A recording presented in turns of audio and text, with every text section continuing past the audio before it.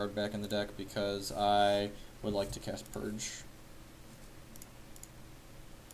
If he has a time ripple, he can ripple during his ready step. I should have attacked first before playing this, but hopefully it just doesn't matter. Yeah, he has ripple? Nope. Sweet.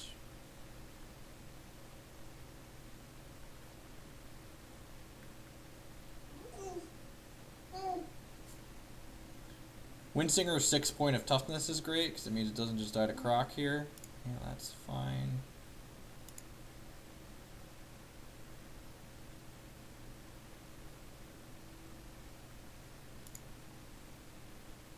Drawing a resource this turn would be great.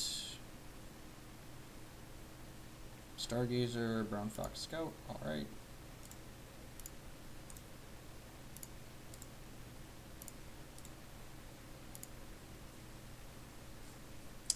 I guess we just play this out, because I'm not going to play out this other Frost Wizard, because this Frost Wizard is going to get wrathed away when we purge. It's going to purge all non-Coyotle wizards.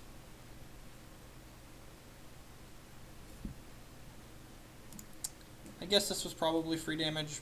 Maybe I'm supposed to have done that. Hopefully he just like plays Kronk here and then we get to untap and purge him. He's gonna get to mill us and eat 2 of our guys, but yeah, this is just gonna happen. So we mill 11 here, go to 30 cards in deck, and then this purge is probably just gonna get him. Would you like some Cheerios, Tiny Baby?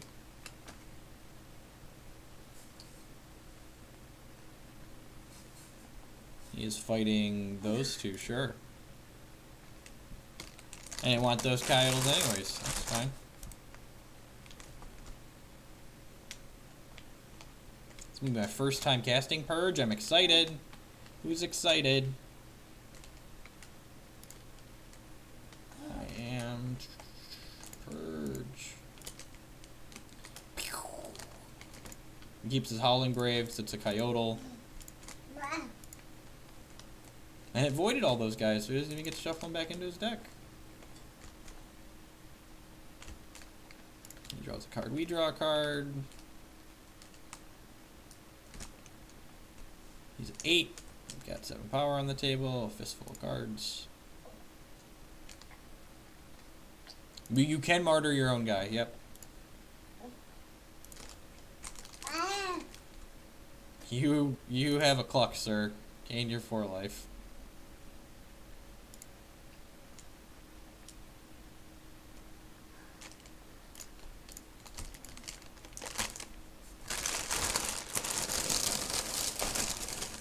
Yeah, it would still complete the battle to the best it could. It has to have 2 targets to start. God, there's a Brown Fox Scout on top too. Not even peeking this deck is great because we don't have to worry about just like maxing the thresholds out anymore. Howdy, Gin and Tonic.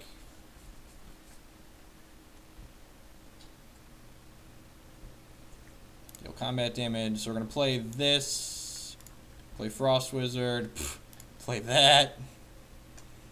Play Frost Wizard. Activate Winter Moon's ability. Reset our resources. Draw a card. I love this card. This card was the reason I started looking at Coyotles, and then I found Stargazer, which just like completely took. We do have 2 Lunapaw, and they are phenomenal. They're very good. We're not trying them. I'm convinced that they're just fantastic. What 6-drop do you have? I have Counter Magic and Martyrs, but I'm curious which 6-drop you have.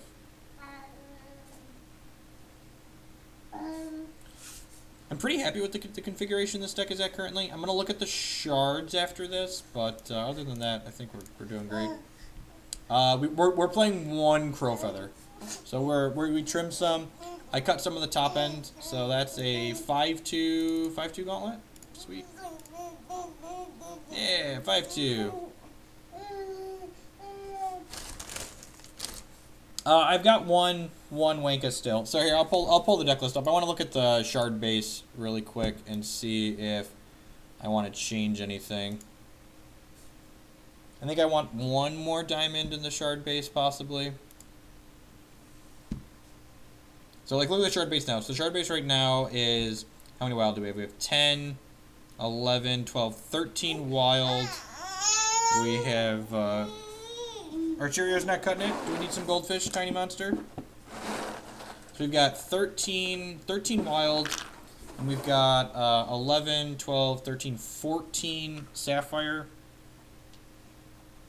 And what else do we have? How many diamonds do we have? We've got 6, 7, 8, or 6, 7, 8, 9. So yeah, so I think we might want to cut either a wild or a sapphire for another diamond in here. And I'm not sure which I want to do. Regular Winter Moon gets by on 13 sapphires just fine. We have slightly less selection than regular Winter Moon because we're not playing peaks. But then again, if you're short on sapphires, peaks not very good anyways. Come on, Logitech, you got this. Autofocus.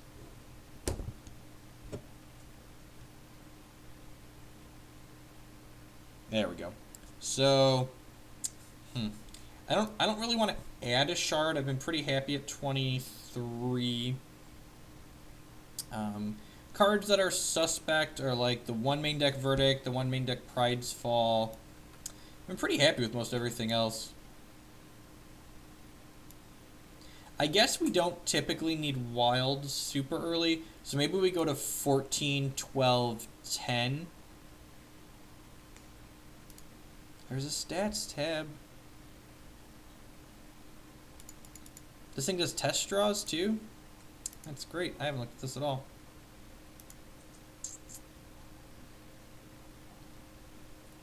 Yeah, so I'm just gonna straight up cut a wild shard for a diamond and see how that goes. That'll bring us to 14, 12, 10. We can play a game with just sapphire. We can't play a game with just wild or just diamond. So, yeah, I think we're gonna do that. We're gonna make that change. In the reserves, I've actually been pretty happy with the reserves. This last lullaby might be suspect, but I like it as kind of like a random getcha, so I think it's fine. It could be another Cluck, but Cluck also gets worse since we just trimmed a wild shard, so let's save, and then we'll queue up another gauntlet here.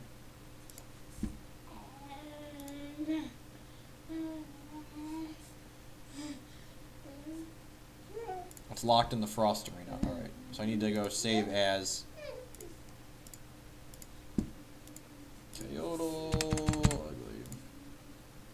Forgot I was playing the Frost Arena. I'm actually, this deck's super sweet in the Frost Arena. I won the first 6? Yeah, I won the first 6. Gauntlets are firing, so we're gonna play Gauntlets, but Frost Arena is like when I just want to get my little taste of Hex. Let me cue that up.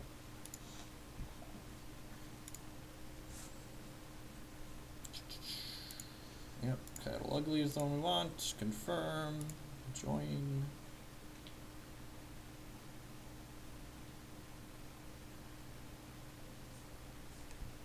Yeah, so let's play a game.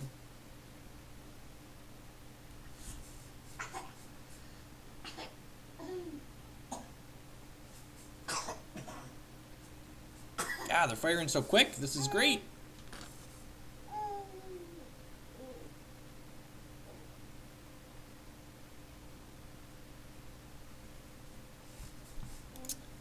I think this is the same guy we played earlier. So he's playing an aggressive deck. So we're gonna keep this. This hand's pretty good against an aggressive deck. We're gonna play Thunderfield Seer on 1, into Stargazer on 2, into Double Arcane Focus on 3. We're gonna try. This is the one we punted. I punted earlier by throwing away all of my Coyotles, and then the Bluegrass didn't make any colors, and then we died because we didn't have double wild threshold.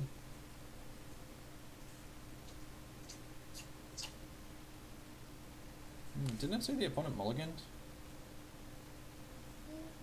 I must have misread that. It must have been last game.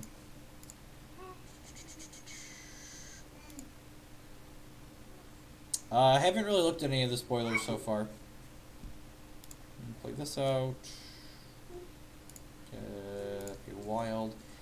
I think I want to lead on Arcane Focus to start, because we know he has it's prophesize, so draws 2 cards. We know he has a bunch of burns in his deck.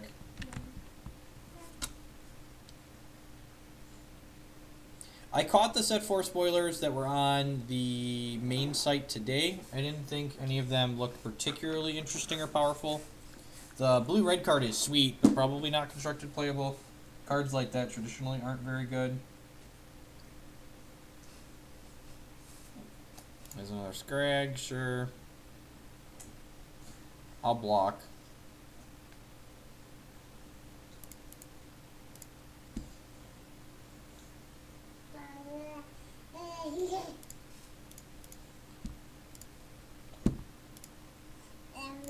So we're 100% blocking here, not close. It forces him to play an action, and then he's slightly less likely to be able to play 2 actions at another time.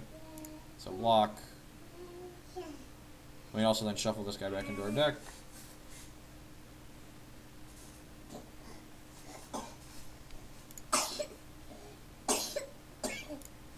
You okay, kid? Joking down there a little?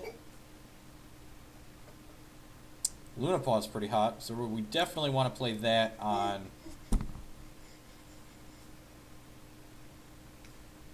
I'm going to grab another Thunderfield Seer here. Sounds great.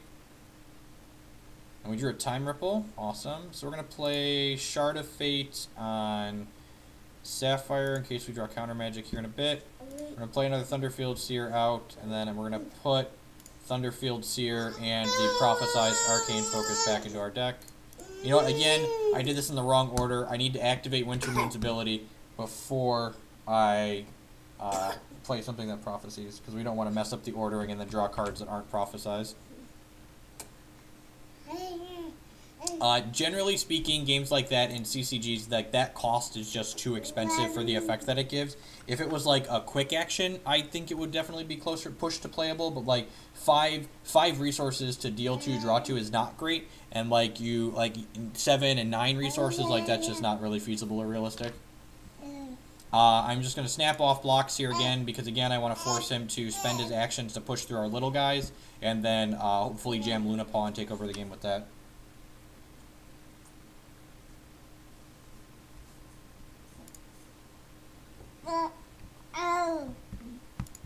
I was going to say that seems like an odd target for Crackling Bolt, but he's going to activate his champion ability this turn, so...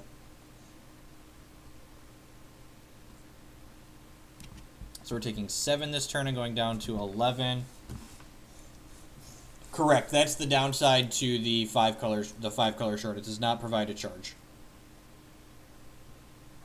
So it's sweet. It's a sweet balancing mechanic for it, for sure. So this game's not looking great for us. We're going to 11 here. We're probably going to have to chump block with Lunapaw next turn, but hopefully the prophecies that Lunapaw provides will help us get over the hump here a little bit. Pridefall actually isn't the worst, because this gas troll is probably going to get out of control pretty quickly. And then hopefully the hope here is that we're going to have enough resources left over. We're going to have enough hit points left over to like not die once we play out like the Stargazer to gain some more life. This Luna... I know. You're angry, baby. You're angry, tiny baby. He has things like the gain 3 in his deck, and he has Crackling Bolts to kill this Lunapaw, and he's just got so many things that could go very wrong for us here. If he's got 2 actions in his hand, we're just like completely slaughtered here. Hopefully he just doesn't attack. If he attacks, we're blocking... I think I'm blocking this guy.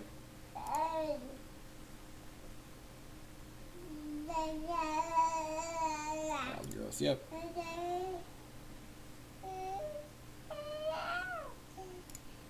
Alright, so we just take 4 here.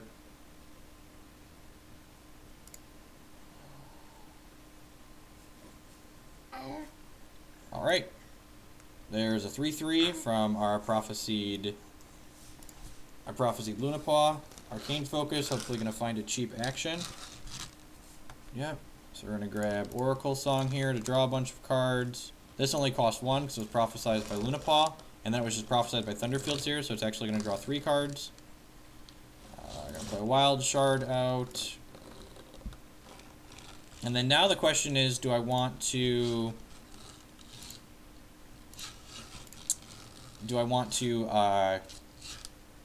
Do I want to hold up Time Ripple or play Stargazer? I think I want to hold up Ripple here.